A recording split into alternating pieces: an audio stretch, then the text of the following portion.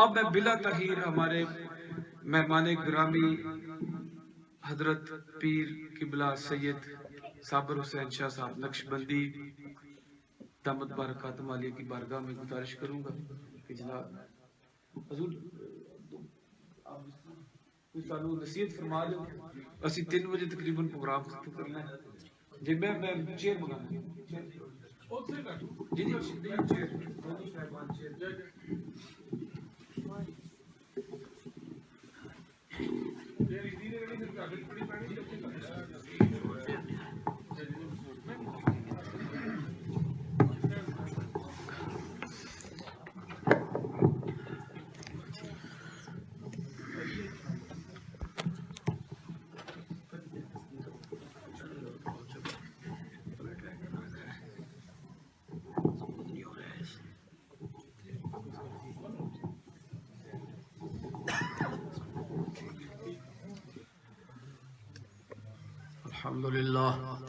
الحمد للہ وکفا وسلام علی عبادہ الذین اصطفى. اما بعد اعوذ باللہ من الشیطان الرجیم. بسم اللہ الرحمن الرحیم.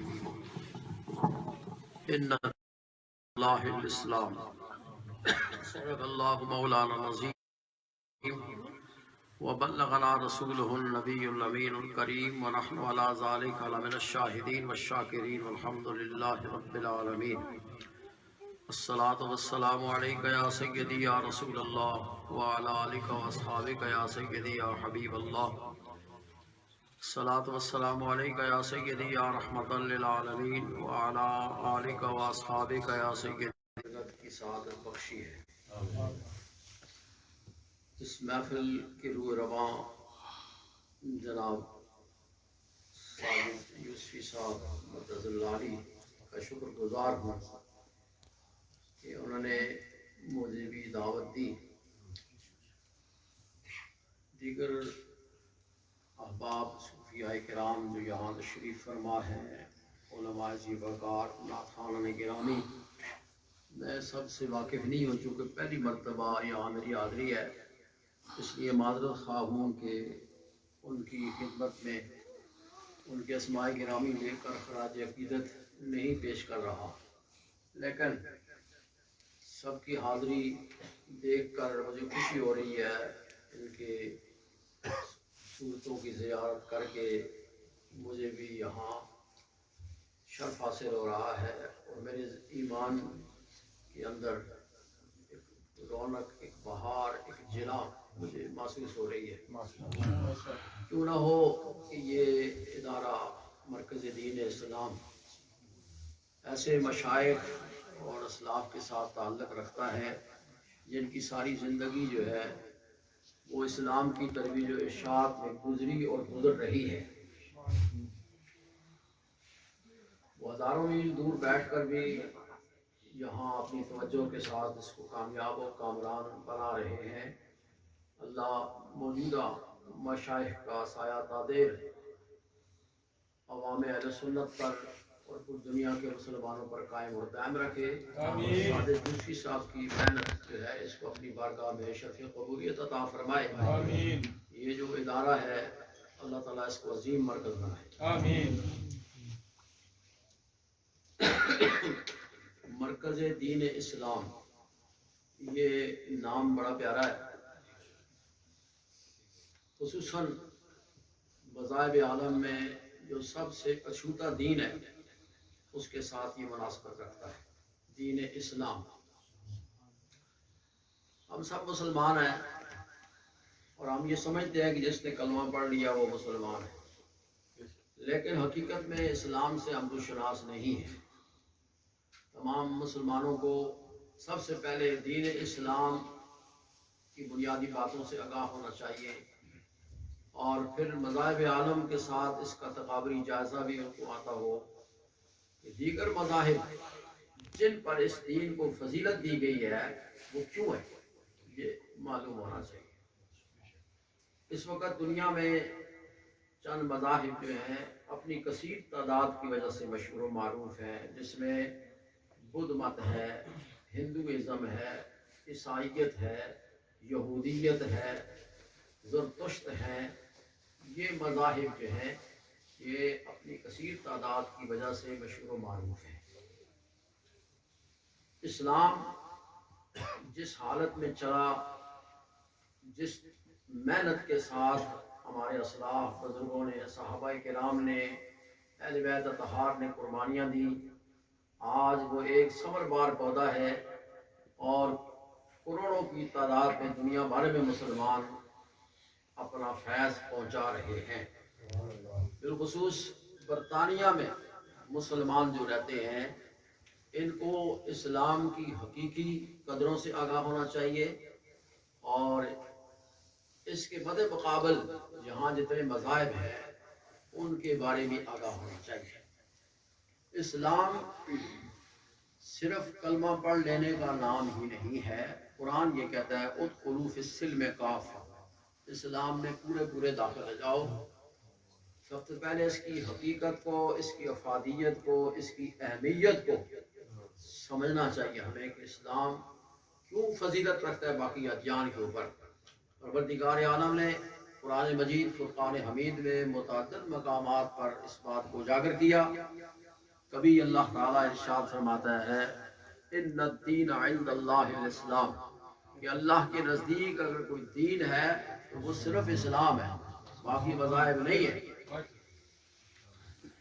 اسی طرح پروردگار عالم نے نبی کریم صلی اللہ علیہ وسلم پر جو وہی حجت الوداع کے موقع پر نازل فرمائی، اعلان کیا الیوم اکملت لکم دینکم واتممت علیکم نعمتی وردیت لکم الاسلام دینا، اے میرے محبوب ہم نے آج یہ دین تم پر مکمل کر دیا ہے، یہ نعمت جو ہے، اور تمہارے لیے جو دین پسند کیا گیا ہے وہ دین اسلام ہے۔ سبحان اللہ۔ تو جس چیز کو رب کائنات پسند کرے اس کو دنیا پسند نہ کرے، یہ کیسا ہو سکتا ہے؟ یہی وجہ ہے کہ دن بدن اسلام کی آفاقی تعلیم سے متاثر ہو کر دیگر مذاہب کے لوگ اس طرف رجوع کر رہے ہیں اور اسلام کو قبول کر رہے ہیں، اس لیے کہ اس کے اثرات رب کائنات کی طرف سے ہیں، اس کے اثرات اللہ تعالیٰ کے محبوب صلی اللہ علیہ وسلم کی محنت شاقہ کی وجہ سے ہیں کہ انہوں نے اسلام کے لیے جو کردار پیش کیا اس کردار کو پڑھ کر، آپ کی سیرت طیبہ کا مطالعہ کر کے لوگ مجبور ہو جاتے ہیں اس بات پر کہ وہ اسلام میں کنورٹ ہو۔ نعرہ تکبیر، نعرہ رسالت، یا رسول اللہ، نعرہ حیدری۔ یا علی۔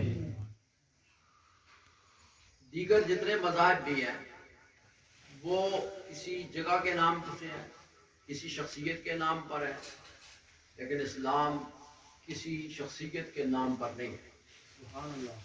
یہودیزم یہودا کے نام پر ہے، زرتشت یہ شخصیت کا نام ہے، اس کی وجہ سے یہ نام ہے۔ جیزس کرسٹ عیسیٰ علیہ السلام کو کہتے ہیں، اس لیے عیسائیت کرسچن ان کی نسبت کے ساتھ ہے، شخصیت کے نام پر ہے۔ تو یہ تمام بدھ مت بدھا کے نام پر ہے، شخصیات کے نام پر ہے، مگر اسلام کسی شخصیت کے نام پر نہیں ہے۔ یہ ایک آفاقی مذہب ہے، اس کا مطلب ہے ٹو سرنڈر، یعنی اپنے آپ کو اللہ کی بارگاہ میں جھکا دینا، یعنی صرف اس کے احکامات کو تسلیم کرنا، اس کا نام اسلام ہے۔ یہی وجہ ہے کہ یہ اسلام تمام مذاہب پر فوقیت رکھتا ہے کہ وہ جگہوں یا شخصیات کے نام پر ہے، مگر اسلام کسی شخصیت کے نام پر مذہب نہیں ہے۔ اسی طرح قرآن مجید فرقان حمید اسلام کی وہ کتاب ہے اللہ کی طرف سے منزل کردہ، جس کی حفاظت کا ذمہ بھی خود اللہ نے لیا ہے۔ باقی کتابوں پر بھی ایمان رکھنا یہ ضروری ہے، توریت کو ماننا، انجیل کو تسلیم کرنا، زبور کو، باقی صحائف کو بھی کہ منزل من اللہ ہے، اللہ کی طرف سے ہے، لیکن ان پر عمل ضروری نہیں ہے۔ وجہ یہ ہے کہ اللہ نے ان کی حفاظت کی ذمہ داری نہیں اٹھائی، یہی وجہ ہے کہ ان میں تبدیلیاں کی گئی، تغیرات برتے گئے۔ آج ایک انجیل کی کئی انجیلیں موجود ہیں، انجیل اپنی اصل زبان میں موجود نہیں ہے۔ ہمارے ایک سکالر نے امریکہ میں کہا کہ انجیل اصل زبان میں نہیں ہے، تو ایک لڑکی کھڑی ہوئی اور کہنے لگی کہ یہ تو اصل زبان میں، کہا تم پتہ ہے اس کی اصل زبان کیا تھی؟ عیسیٰ علیہ السلام پر یہ نازل جو ہوئی وہ کون سی؟ وہ سریانی زبان تھی۔ تو کیا آج تم پیش کر سکتی ہو انجیل کو سریانی زبان کے اندر؟ کہا کہ نہیں، یہ تو انگریزی میں ٹرانسلیٹ ہے۔ انہوں نے کہا کہ انگریزی تو خدا کی زبان نہیں ہے، خدا کی زبان میں تو وہ اس وقت نازل ہوئی تھی، وہ آج اصل حیثیت موجود نہیں ہے۔ اسی طرح زبور نہیں ہے، اسی طرح توریت نہیں ہے، باقی نہیں ہے، لیکن قرآن اس لیے عربی زبان میں نازل ہوا تو عربی زبان ہی میں موجود ہے کہ اللہ نے اس کی حفاظت کا ذمہ خود اٹھایا۔ نحن نزلنا الذکر وإنا لہ لحافظون، کہ ہم نے اس ذکر کو نازل کیا اور ہم خود اس کے محافظ ہیں۔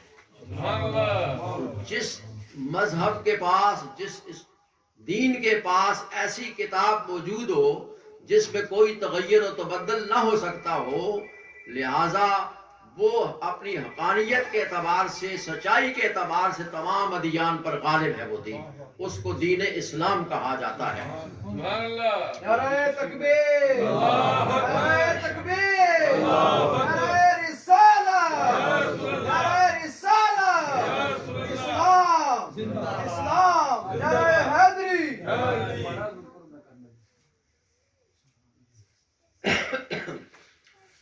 ان لوگوں نے انجیل کی ٹرانسلیشن جب کی انگریزی میں تو اسماء کو بھی انہوں نے تبدیل کر دیا، ان کے بھی معنی تبدیل کر دیے۔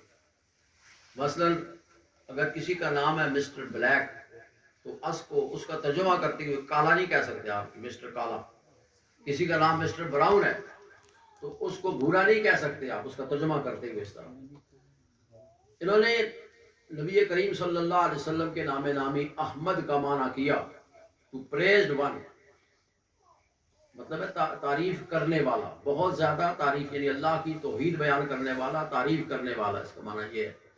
اب اگر یہ کسی جملوں کے اندر یہ آئے دا پریزڈ ون تو کوئی اس سے یہ نہیں سمجھ سکتا کہ یہ پریزڈ ون کون ہے جی، جب تک حضور کا اصل نام احمد صلی اللہ علیہ وسلم نہیں آئے گا، اور جب وہ آئے گا تو ہر ایک کی نگاہ ادھر چلی جائے گی کہ وہ اللہ کا محبوب ہے جی۔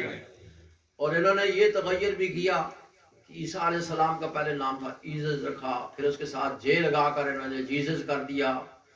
یعقوب علیہ السلام کے نام کے ساتھ جے لگا کر جیکب کر دیا، یوحنا کے ساتھ لا کر جے لگا کر جون کر دیا۔ اسی طرح یہ ناموں میں اپنے پاس سے تغیر کرتے رہے۔ جس کے جو ناموں میں اتنا تغیر کر سکتے ہیں، باقی کتاب کا اشر انہوں نے کیا کیا ہوگا؟ تو ان کی یہ وہ اور اللہ ہیں جو سینہ بسینہ ان کے پاس آتے رہے۔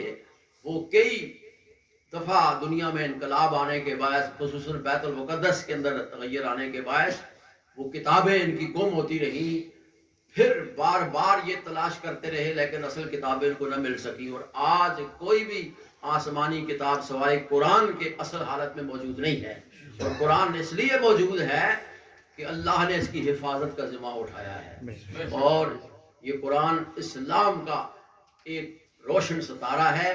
اس کی وجہ سے اسلام پوری دنیا پر غالب ہوتا جا رہا ہے۔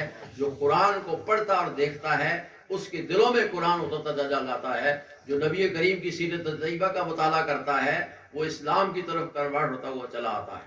تو حضرات ذی وقار، بہت سی باتیں ہیں اسلام کی افاقیت کی، اس کی حقانیت کی، اس کی سچائی کی، جو اس کو پوری دنیا میں روشناس کرا رہی ہے، اور ایک وقت آئے گا کہ انشاءاللہ پوری دنیا پر اسلام کا ہی علم لہرائے گا۔